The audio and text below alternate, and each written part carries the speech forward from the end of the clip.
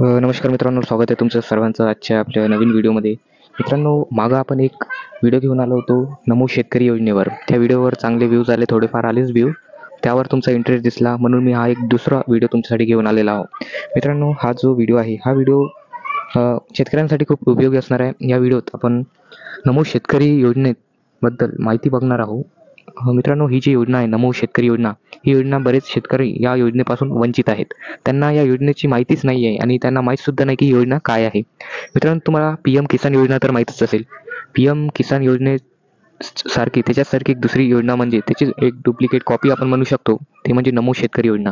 मित्रांनो, या योजनेच्या अंतर्गत शेतकऱ्यांच्या खात्यात पैसे जमा होतात आणि आपण आजच्या या व्हिडिओत बघणार आहोत की या योजनेचे पैसे कोणाकोणाच्या खात्यात जमा होत नाही. काही शेतकऱ्यांच्या खात्यात होत नाही जमा. तर ते नेमके का बरं जमा होत नाही, त्यामागील कारण काय असू शकते, हे आपण आजच्या व्हिडिओत डिस्कस करणार आहोत.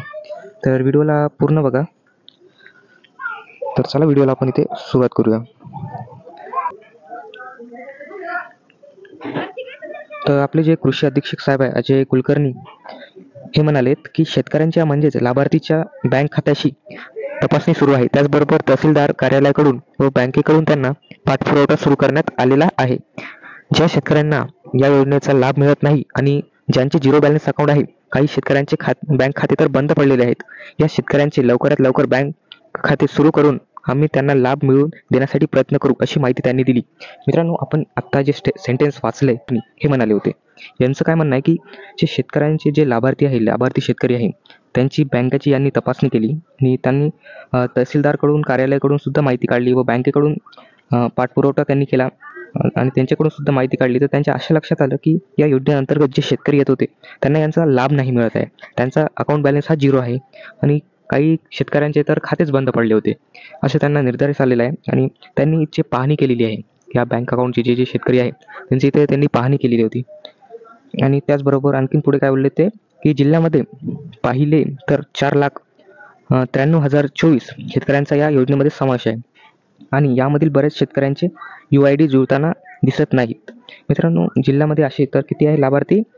4,93,024 असे शेतकरी प्रत्येक जिल्ह्यात लाभार्थी असतात म्हणते. आणि या लाभार्थीमध्ये ह्या शेतकऱ्यांचे जे UID असते ना, ते इथे जुळत नाही आहेत, असं त्यांचं म्हणणं आहे. आणि अनेक बँकेचे खाते बंद पडलेले आहेत.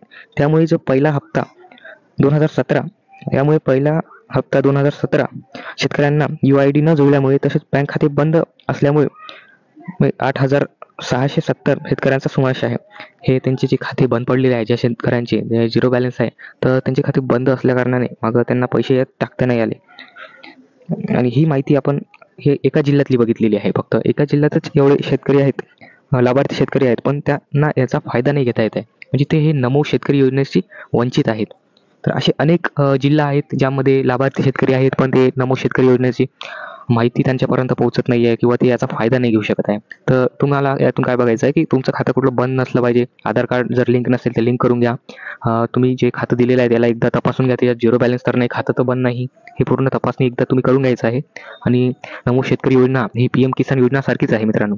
तर अशा प्रकारे हा व्हिडिओ आहे. जर आवडला असेल तर नक्की शेअर करा. जर चॅनलवर जर पहिल्यांदा तुम्ही आले असाल तर चॅनलला इथे सबस्क्राईब करा. धन्यवाद.